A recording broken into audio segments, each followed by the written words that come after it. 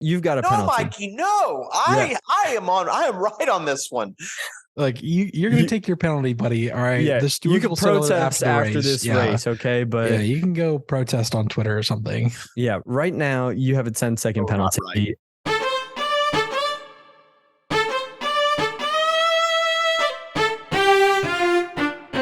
Welcome back, everyone, to Figuring Out the Formula. I'm your host, Kyle. I'm here with Chandler and Patrick, and we are here to discuss the Dutch Grand Prix. So I thought it was one of the best races of the year. Boys, before we get into all this, raise one up. Here, salud. I So- see we switched it up tonight, though. I see that Kyle's on the bourbon tonight, and I'm on the beer. Don't worry, I got them both. Oh, I don't know about you guys. I thought it was a really good race weekend. There was some pretty crazy stuff that happened before and after the race. A lot of storylines that, us journalists love to talk about, right? This is the second half of the season, and we just finished the summer break. We released our silly season episode. I thought it was one of our best episodes. Pretty funny, in my opinion. We talked a lot of shit, but I mean, that's part of the fun, right, boys? Oh, that's yeah. right. Yeah. So we're going to jump ahead to the practice session of this race weekend, and not a whole lot happened. There's like one minor little thing that you could say is a big deal, but Daniel Ricciardo, who is replacing the retired or fired, whatever you want to call it, Harvard graduate Nick DeVries, he's replacing him in the AlphaTauri. Well, in FP2 this weekend, poor Danny Rick, he was a victim of Zandvoort. Oscar Piastri in FP2, he crashed. Plain and simple, he just lost it on one of the banked curves and put it right in the wall. Well, the way the track's set up, Daniel Ricciardo, he couldn't see based off of his racing line that Oscar had already crashed, and he took evasive action and then put it into the wall. The major storyline is not him crashing, it's what happened afterwards. Give us a little feedback. Yeah, so basically, again, Kyle, you mentioned it. He coming right over the crest, couldn't see that Oscar had spun it and was in a pretty dangerous position. So in attempt to make evasive action, lost the rear and ended up putting it in the wall about 6 feet away from Oscar. The problem is, and this is something that most racing car drivers are taught in whatever IndyCar, NASCAR, Formula One is, at the very least, let go of the steering wheel, because if those tires get turned, a lot of times that force, you can't stop it. Well, Danny Rick, it was so short of an instant time.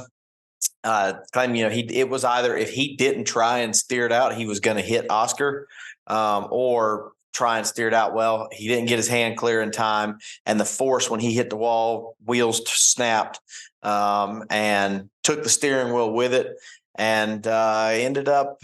I think as soon as he hit the wall, they were like, "Are you okay?" and all that stuff, and he was cussing. He was like, "My hand, I hurt my hand." And took him to a hospital, got checked out, and I think it was a metacarpal. I'm not sure if it was one finger or a couple of fingers, but right in the wrist, fractured his wrist. So did a half a stroll. Unfortunately for Daniel, I don't think that they're going to try and push him to be his back as quick as Lance did and made some miraculous recovery. So we're looking at a replacement driver who we can segue into that. A replacement driver for Monza in the foreseeable future. So, here's to a potential chance for our Harvard graduate to do some Ivy League math and figure out how he finished 23rd in a 20-person league. So, here we are. That was a very eloquent way of describing these injuries. We're trying to use bigger words here on Figuring Out the Formula in order to inform the Harvard University staff, students, anything like that, about what's going on with their fellow. I don't even know what their fucking mascot is. Nerd. Crimson, the Harvard Crimson. Okay, whatever the fuck a Crimson is, but that's what they are, and we're here to educate them. Educate them. Yeah, we'll go with that. Yeah. So Chandler kind of touched a little bit on it, Pat. He's gone. Like Danny's not coming back until at the very earliest Singapore. Maybe towards the end of the season, maybe, right? But there's really no rush for him to come back, like you guys were saying. The guy who replaced him for the actual race this weekend was Liam Lawson. So Liam Lawson, just a little bit of information. He's been in the Red Bull Academy for as long as Nick DeVries has been learning basic underwater basket weaving, I guess. I don't know. Right? I mean, has he been there for a while, or because I've never heard of him? So Liam Lawson, he's been in the, I guess you could call it like the major Formula Series, Formula 1, 2, 3. I think he started in Formula 3 back in 2019. He's been in the Red Bull driver program for, I don't even know how long before that. And, he's been steadily climbing the ladder. I don't think he's actually won like Formula 3 or Formula 2 championships, but, he's been waiting in the wings for a while. And so while on one hand, we have the Daniel Ricciardo side, which is really disappointing, especially considering how much he talked about how great he felt after the summer break.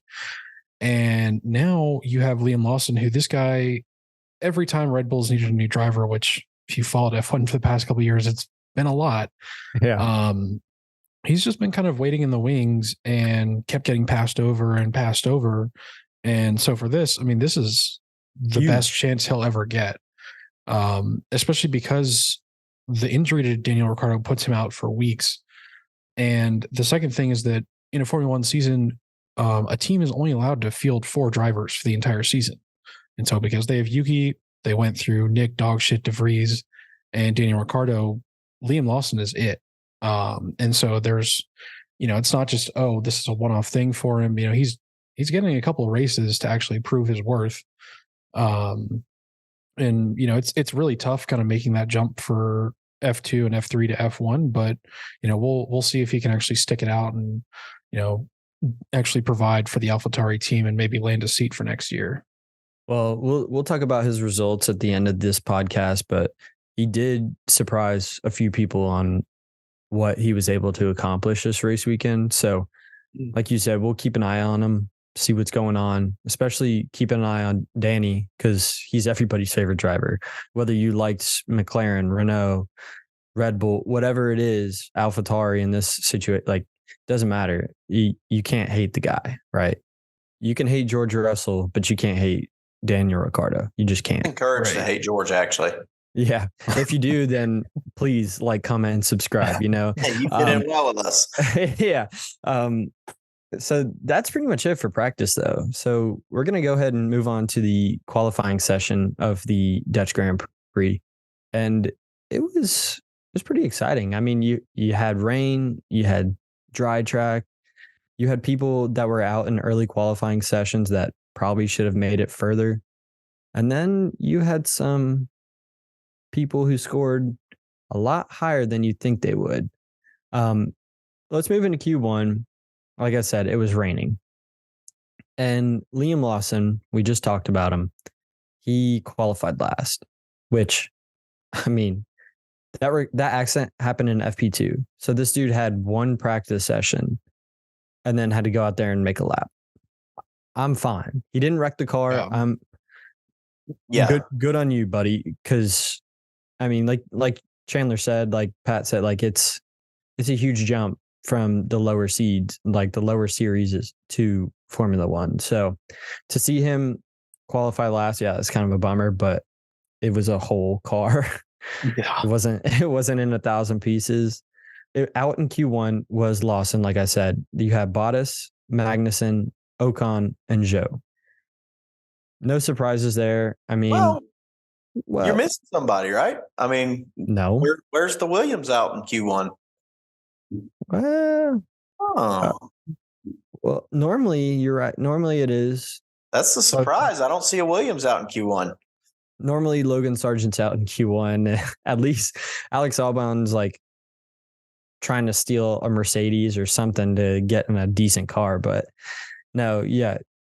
Chandler's right. I stand corrected. Let me point that out. Out in Q1 was not Williams. So Jeff, Nachi, all you guys who still are hoping for Albon in points or Williams in points, was this your weekend? Hang around. You'll see. In Q2, though, like I said, the track was starting to dry out.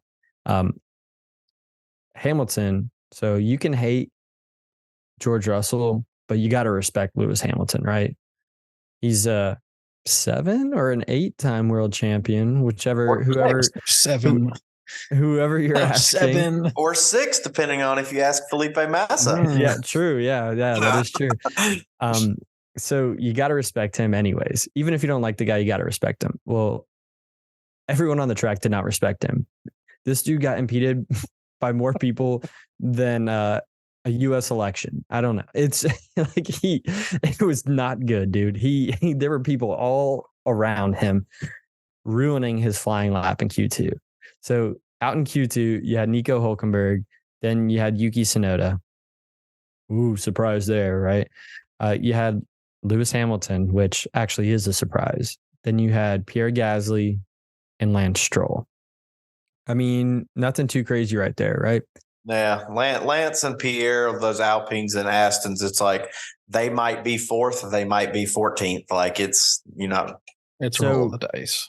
Yeah, exactly. So I said that out in Q1 was not a Williams. Well, surely a Williams is out in Q2, right? Wait, you said it was Tsunoda, Hamilton, Hülkenberg, Stroll, Gasly. But there's no Williams in this equation. I think that deserves a bang in the chat. Can we get a bang in the chat? Yeah, F's in chat. No, dude. So Logan Sargent moved on to Q3. So did Alex Albon. But Logan Sargent's move to Q3 was a huge deal. So he's the first American driver in Formula One since 1993 to make it into Q3. And the announcers were so proud. Those Brits, they're ready to welcome this emerging market with open arms. And when they said that exact same stat that I just said, Logan Sargent decided to come in like Miley Cyrus, like a wrecking ball. I mean, he just plowed straight into the fucking wall. Chandler, does this make you proud to be an American, or do you wish Mario Andretti would come back out here? Well, to quote the great Creed Bratton, I already won the lottery. I was born in the US of A, baby. But I will say this is that, this is not a contrary to what most people stereotype Americans at. Most of us educated Formula One fans understood this wasn't going to be. Are you dumb, bro? We didn't even know what a fucking kilometer was last episode. A what? Well, the stereotype of us Americans is like we're putting an American in your European sport and we're going to dominate it right off the bat.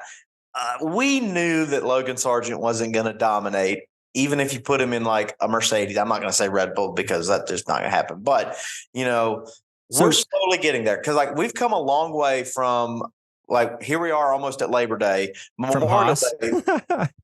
Do what? So from Haas, we come a long way from Haas. We have, yes. But even in this season, from Labor Day or from Memorial Day to Labor Day in 3 months, we had it pouring down rain at Monaco. And we were just, as Americans, watching our fellow American just say, all right, let's see how long you can go manage these softs are and just get you some good practice run in to in an actual race to now, hey, we got in, what was it, 1993? So the first time an Americans got into Q3 since Drew Ferguson started withdrawing his 401k for retirement. We are, we're making baby steps. Eventually we'll get a more well-designed floor at Williams, or Logan Sargent will get a better car, but and we might start to see constant Q2. I think that's the next step is, wow, great. You got into Q3. Let's just be consistent in Q2 now. So yeah, no, you make good points. And I think having both Williams in advance is huge because it shows what's really going on there and the improvements that they are making. Whether you can't change too much with the floors and all that, right, in the middle of the season. Yeah. But with your setups you bring to the track, they can change. I'm telling you, I think that we all at beginning of the season, we discussed how we think that it was a good move for James Vowles to be named the team principal.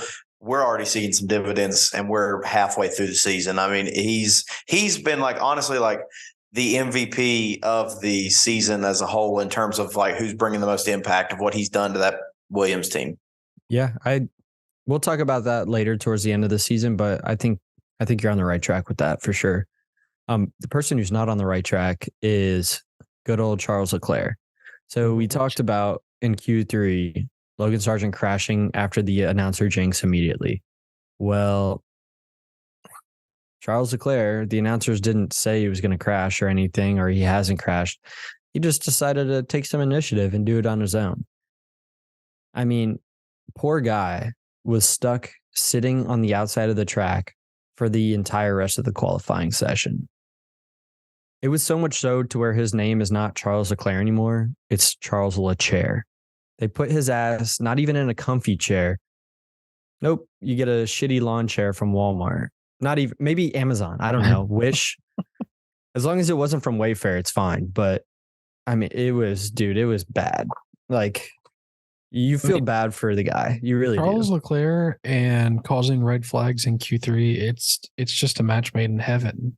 Goes together like peanut butter and ladies. Yeah, like I think towards the end of the season, I'm gonna make a list of every time he caused a red flag in Q3 and see how long it is. The best. I can think of 2 other times right off the top of my head. The best videos are the ones where it's like the perfect cutaway. You know, like you see like an accident and it's like screaming, but it like cuts off right as the screaming starts. Those are so funny, dude. Charles Leclerc, he crashes. So he did not make the top 3 in qualifying. The top 3 in qualifying on pole was Max Verstappen. Surprise, surprise. Then you had Lando Norris coming in 2. Okay. You know, there was a pretty close battle for a minute there, whether he was going to get pole or not. Then you had George Russell. Yeah, I fucking hate that guy. Fuck that guy. Yeah. In 4th, though, was another Williams, Alex Albon, qualifying P4. I thought it was spectacular to see that. I mean, yeah. When it's that, when it's that mix, Pat, of like wet and dry racing, I think that dude he's built different. Top tier. In terms of driving like inters and like, is it time for an inters or is it time for slicks? Like Albon might be a niche goat in Formula One for being able to like pull that off. Yeah. The only other person, as a result, the ship has sailed on the regular routine of Alex Albon in the top 10 betting. Yeah. The ship has sailed on that. The juice has now started to flow through Vegas with that. So here we are. I would be here for moral support now. Why don't you bet on Logan Sargent? We got you don't like America? That's fucked up, dude. I like America. I love America. Are you a communist? I just also like my money and not pissing it away. Yeah, a real American would bet on an American. Just saying. I don't partake because that's wrong and sports betting is bad. But just kidding. Please put all your money into Logan Sargent for you guys listening. You will not be sorry. It's just stonks. It's just going on. Yeah. It's going to the moon or whatever they were saying. Yeah. We move from qualifying. We move into the race section of the weekend, and it started as a dry race, right? Like, okay, this is going to be pretty interesting. Max is on pole. Lando's right there. Lando was talking shit before the race saying like, oh, I'm going to pass you here. I'm going to do this, this, and this. I'm like, oh, come on, boy. Okay, I see you. And then the race starts. It's not eventful at the start of the race, right? There's nothing. The first couple of turns, there's no contacts or anything. There's no big wrecks. Max Verstappen sustains his lead. Lando follows suit, that kind of thing. By the end of the lap, by the end of the first lap, Lando Norris and everybody else had to take a swim. It was pouring down rain to the fact where like the teams were discussing like, hey, do we come in this lap or do we come in next lap to get intermediates? Or do we get full wet tires? Well, Charles Leclerc, Pat, decided, I'm coming in now, bitches. And you better be there with my fucking tires. If you're not, I'm going to go sit in a chair again. Well, that's exactly what he said too. I didn't have the radio, but that's, if I could read lips through a helmet, you're actually that's paraphrasing. Yeah.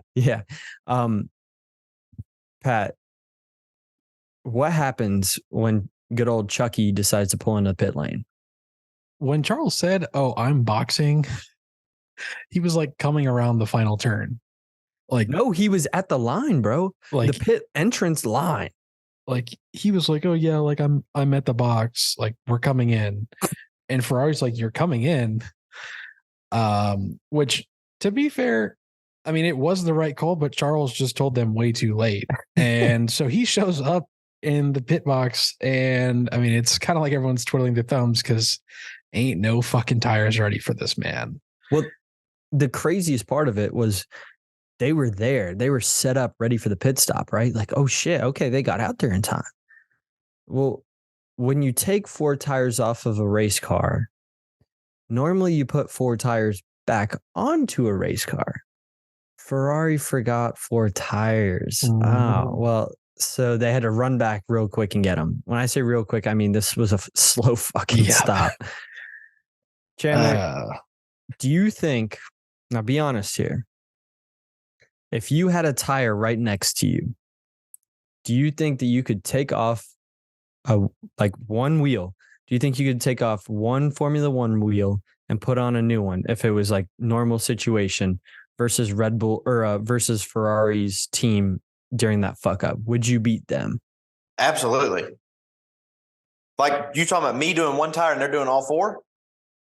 No, like if you have the right front tire, like you're doing a normal pit stop. So basically, I'm just one man on the pit crew. Could I get their tire, get the tire off, and put my tire on faster? Do you beat the one guy who had to run back and get that shit? Absolutely, I do. I think I might go. Look, and I will say this is that with those wheel guns, I might go full Daniel Ricciardo and break the wrist trying to get the nut on. Yeah, stop the cap. Stop the cap. Yeah, I would like to have faith. I'll get the tire off, no problem. I'll put that thing on and I'll go to like cinch it in. Like I'm just saying, we can find out. Okay, it's not a one lug, but I'd say we take a trip to like Perimeter Mall or something, and we find a random car and we just try this. We time Chandler, time Pat, we'll time myself. Make sure that we don't post the video because we can try this at the next race we go to. It's fun. Pat just moved. He's moving out of an apartment right now, so we just go to his old place. Yeah, that's why Daniel Ricciardo's not on my wall anymore. Bandwagon, crazy. So now that we figured out if Chandler lies on this podcast or not, let's keep it moving. The penalty for Chandler is probably a 10-second penalty for lying on this channel, saying that he could be a Formula One pit crew, even if it is Ferrari. They got to get up and run back to the garage. But you got to kneel down, bro. Okay, I'm already knelt. All the crew's in position. Yeah, okay, well, you get your penalty. I'm the fucking Michael Massey here, okay? You've got a penalty. No, Mikey, no. I am right on this one. Like you're going to take your penalty, buddy. All right. Yeah, the you can protest after this race, okay? But yeah, you can go protest on Twitter or something. Yeah, right now you have a 10-second penalty, right. And you can join Liam Lawson. All right, Liam Lawson got a 10-second penalty for impeding. The only problem is, I don't know if you guys remember, I told you Liam Lawson qualified last. So who in the fuck was he impeding? He's in last place. The safety car made its way back around.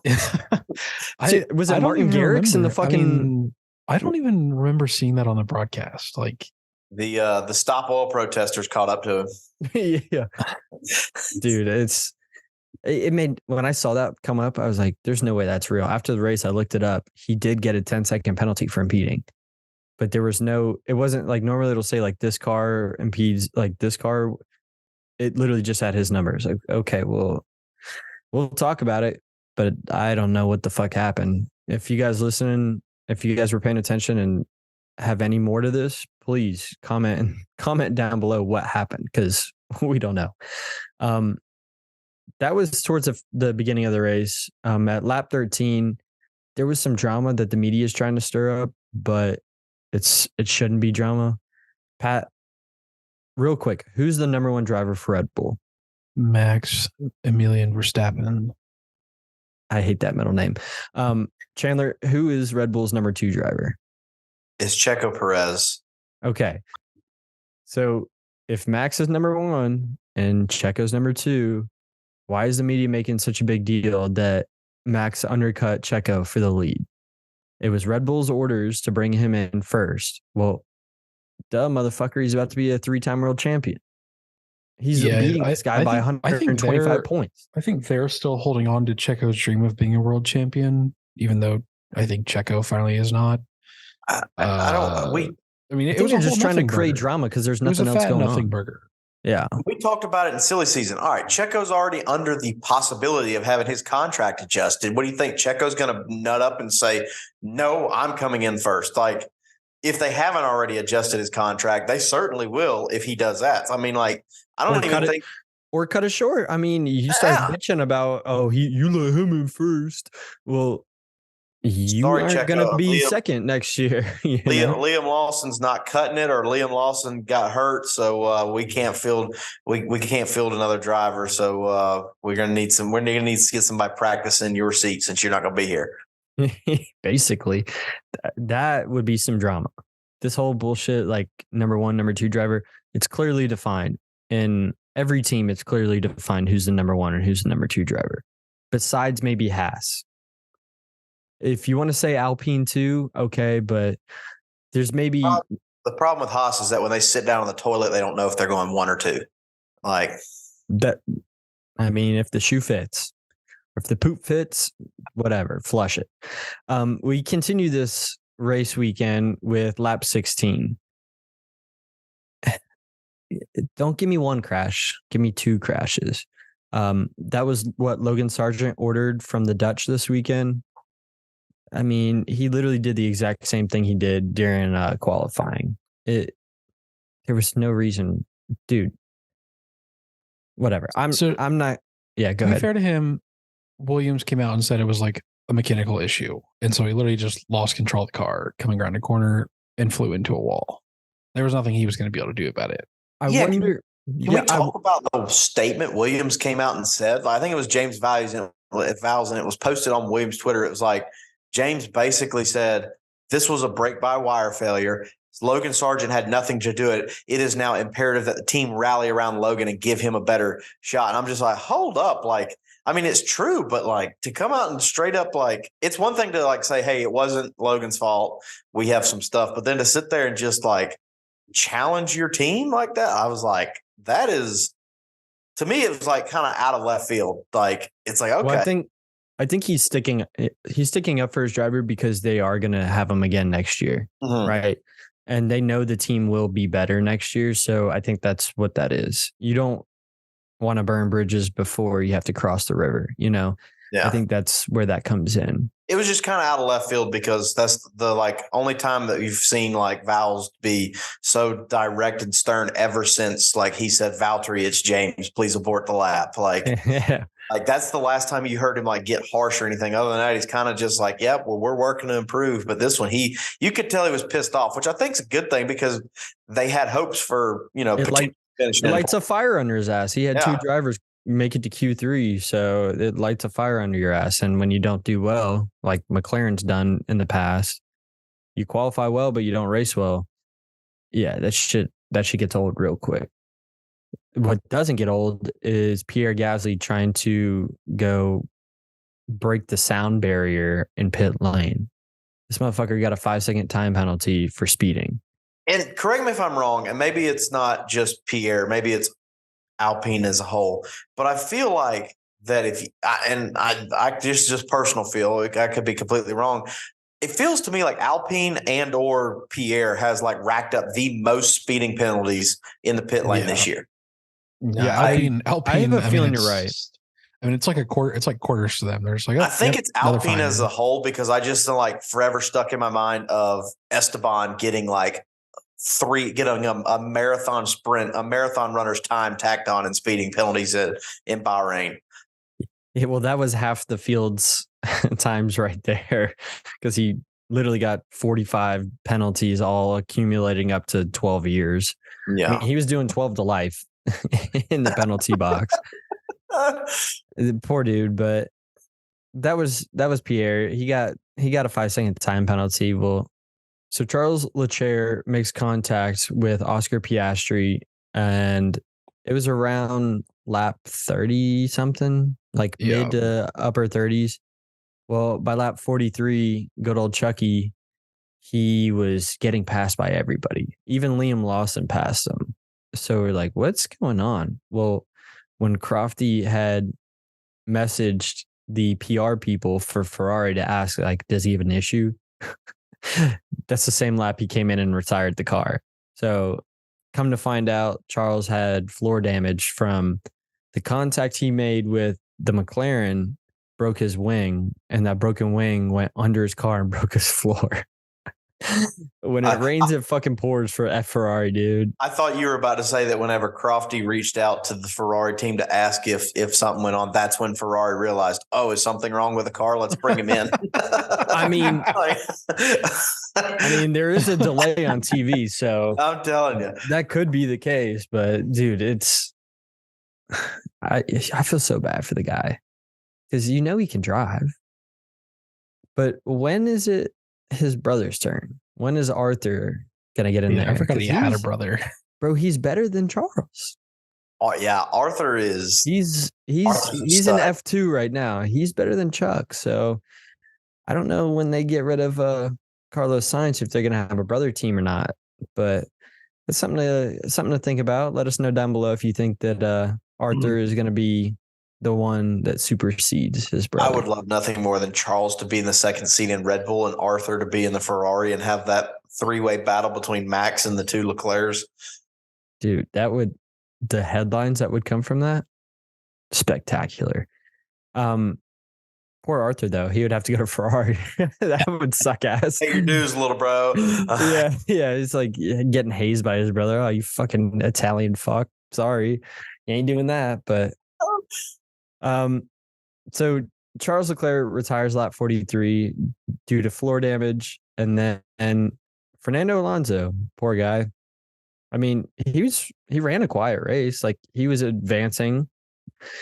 He was advancing slowly throughout the race, and then he went in for the pits.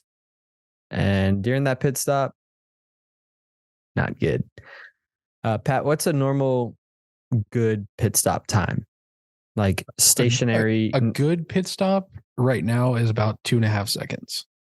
Okay, so 2.5 seconds, give or take, maybe like 0.7 of a second, whether that's decent or a really good stop, right?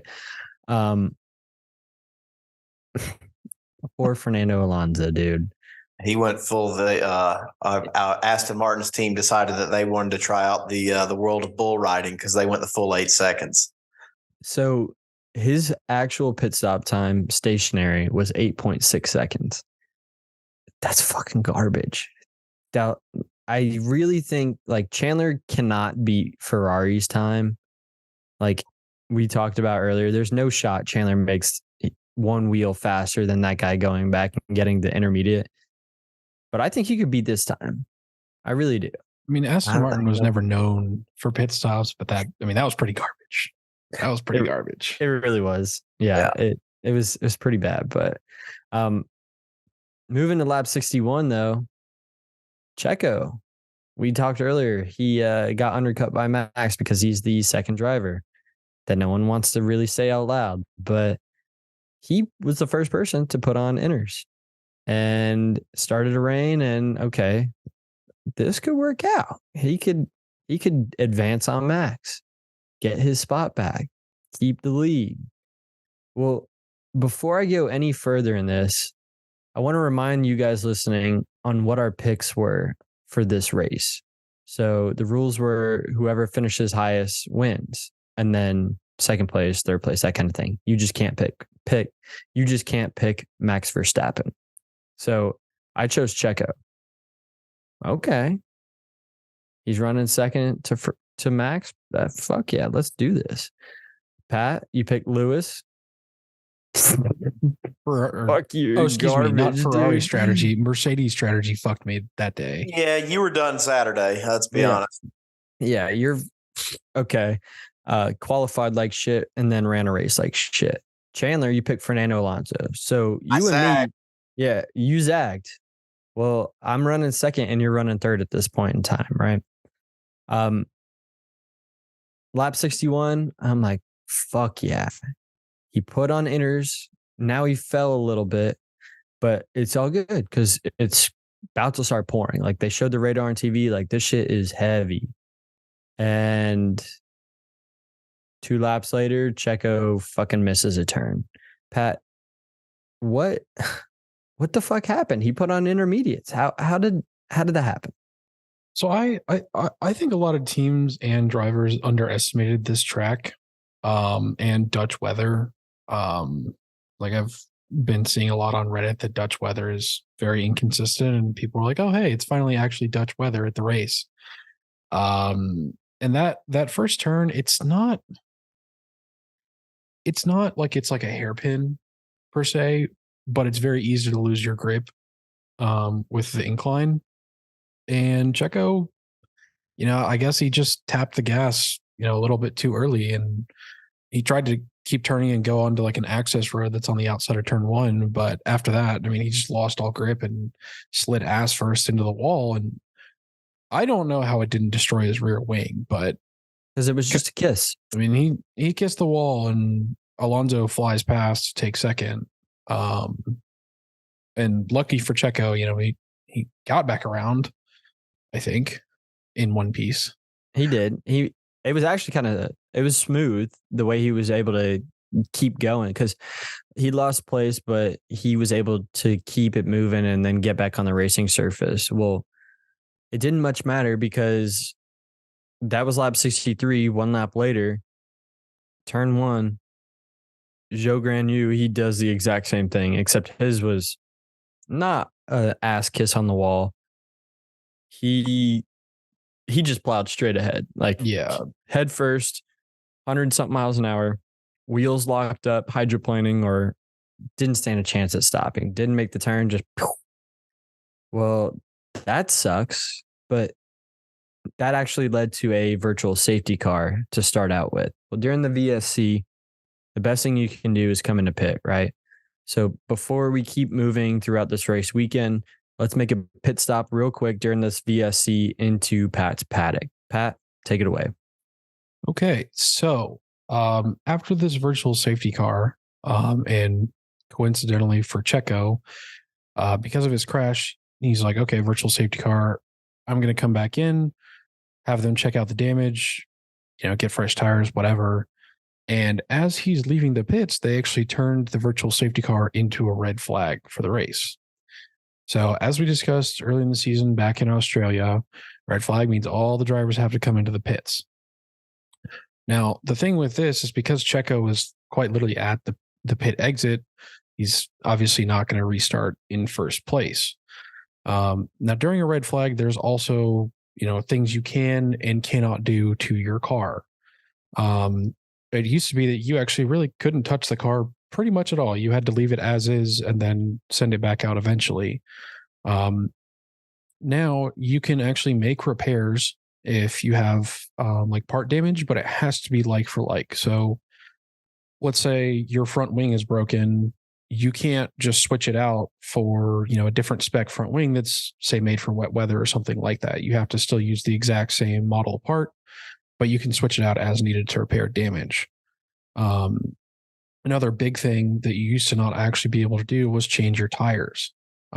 We saw lots of instances where, a race would get red flagged late in the race, and then everybody would have these really worn down tires that they couldn't actually change.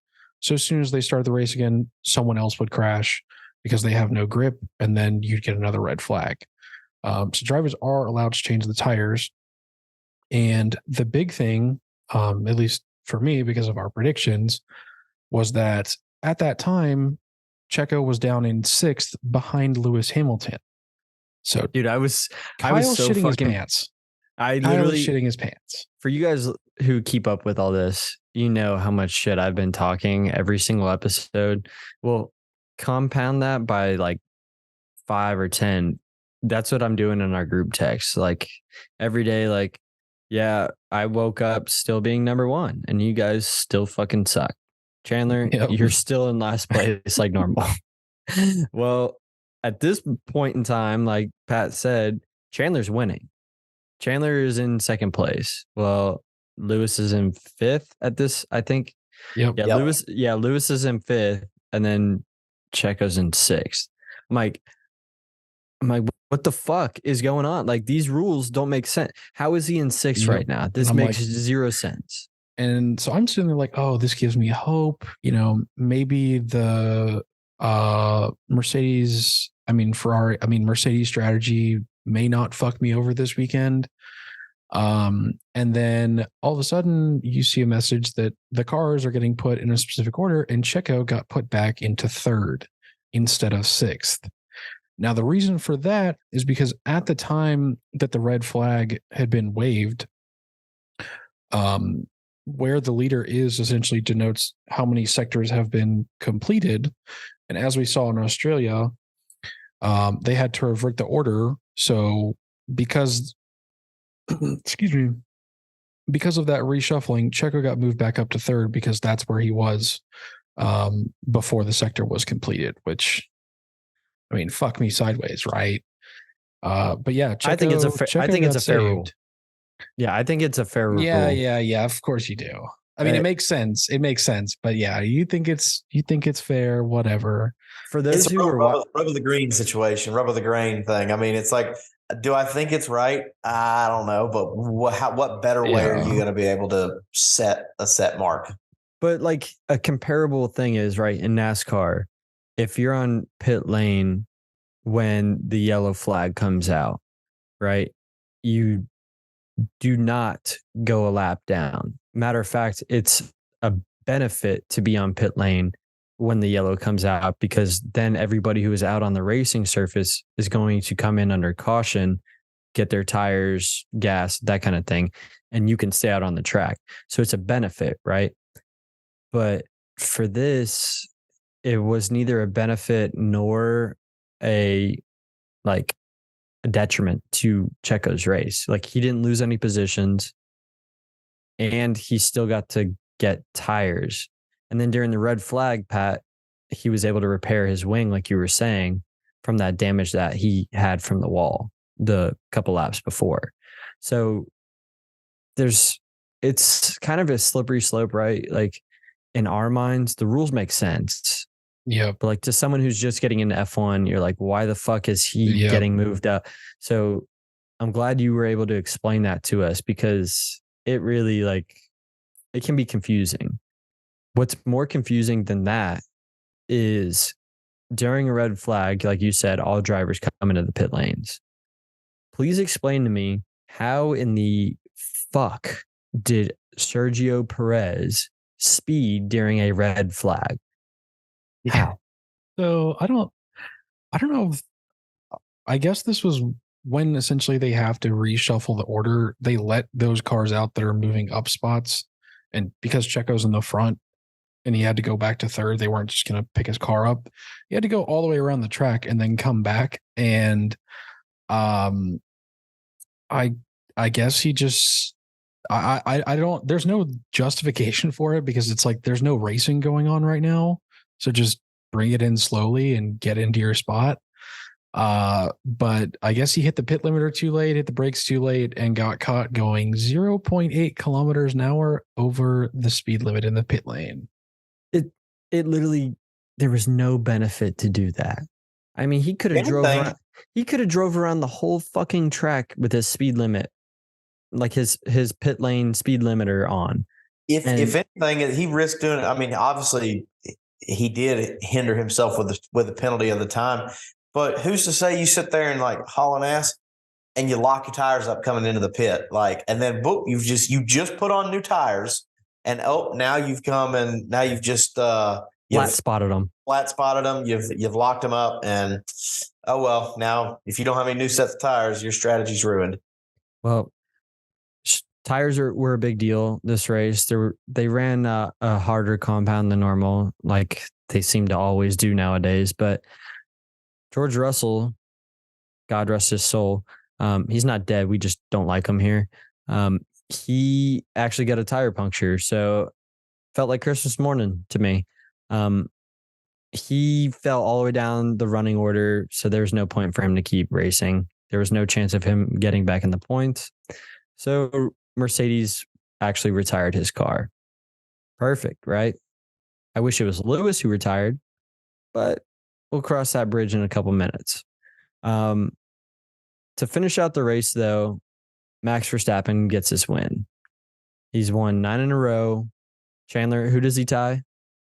The great Sebastian Vettel, also of Red Bull, whenever he accomplished that, 9 wins in a row. So we'll see if he can break the record at Monza. Yeah, it's something to look forward to if you like Red Bull or just domination in general of a sports team. That was Red Bull's 13th win. Every race this season they've won. Yeah. So I don't even know what to say about, like, it's just incredible at this point. Like, to be able to do what they're doing right now.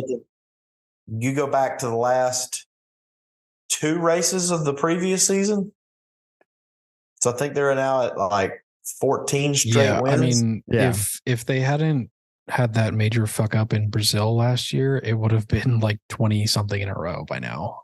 Yeah. That's insane to me.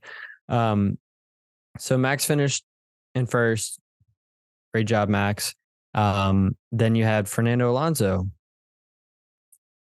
He finished in second place. I mean, this one's for you, Chan. Yes, sir. El Plan. Yeah, I got the plan on my shirt. Seriously, that was a really good pick when you picked it. We all were like, okay, all of our picks were good, honestly. As much shit talking as we had, any one of our drivers could have finished highest on that race. Like, it really just depended on the day and what happened. But great pick, Chandler. You came in first place. In third place for the actual race was Pierre Gasly. If he was just told his sister had cancer, but he got to stand on a podium and celebrate it, he would. This dude was the happiest person you've ever seen in your life. I don't understand why, because he's won a race. It's not like this is his first podium. He's act like you've been there before, buddy. You know, I mean, the trophy's not even a good looking trophy. Been there a long time, bro. You got to hold a tiny little goblet of fire. Okay, what are we talking about here?